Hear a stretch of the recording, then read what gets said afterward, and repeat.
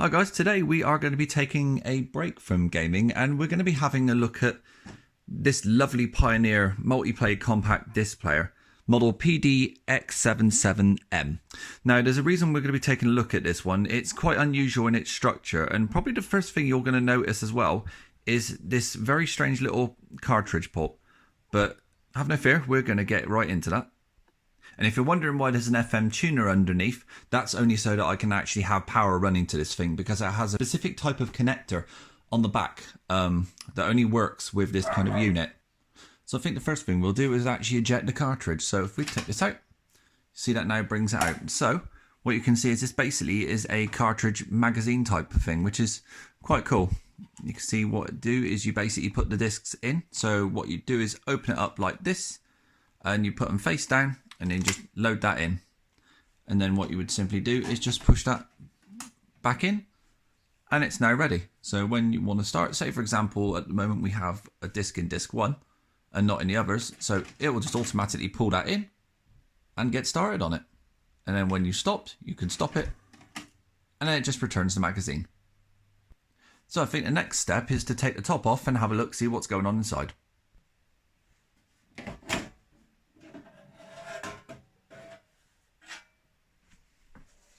And there we have it. Now if you're wondering what the whole idea behind why they decided to do a cartridge system with this, the answer is very, very simple. At the same time this came out, Pioneer also released a car CD changer that used this magazine. Now the idea was basically that you could take the magazine with your 6 discs in it and you could swap that between your car and between your home. So you had a choice, so you could basically choose without having to actually swap and change discs over. This saved time and effort. Well, in Pioneer's eyes it did anyway. So I think the first thing we're going to do is we're going to take a little look at how the mechanism works. So if we load the magazine back in, so that's now loaded back in, we will now power it up. Notice that the power button is all the way back here, and there's a very, very long rod that goes all the way from the power button. It's very, very unusual. Okay, so that's now switched on.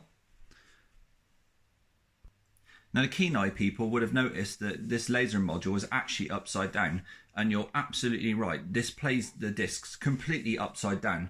But let's go through the cycle and see exactly how it looks. So say for example we'll choose number 2. The reason for this, watch this guide as well on here. So you'll notice what happens is it checks, okay, and then you'll notice the carriage drops further and further down. So up to disc 4. Disc 5, and then finally disc 6.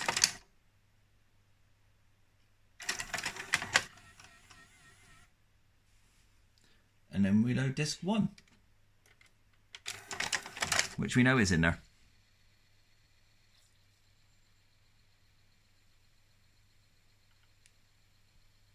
So what I'd like to do is bring your attention to this side of the machine. Now look in this area here and you'll see exactly how the changer system works when it's trying to look for a disc. So it swipes it through, swipes it back onto the next one.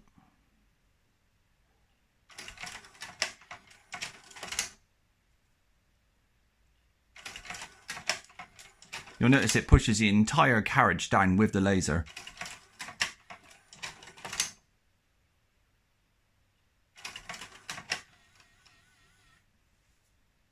Unfortunately, due to the sensitivity of copyrighted material, I can't play the disc that's on disc 1, but I can tell you how good the audio quality is on this. It's excellent, as you would expect from a high-end system. Well, it's Pioneer. I mean, what do you expect? It's from the mid-90s. I have absolutely no idea exactly what date this is. If you do know what date this is, please leave a message in the comments. I'd really appreciate it.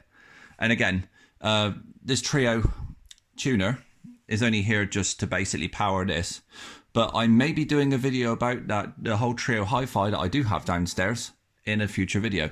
Until then, take care and bye bye.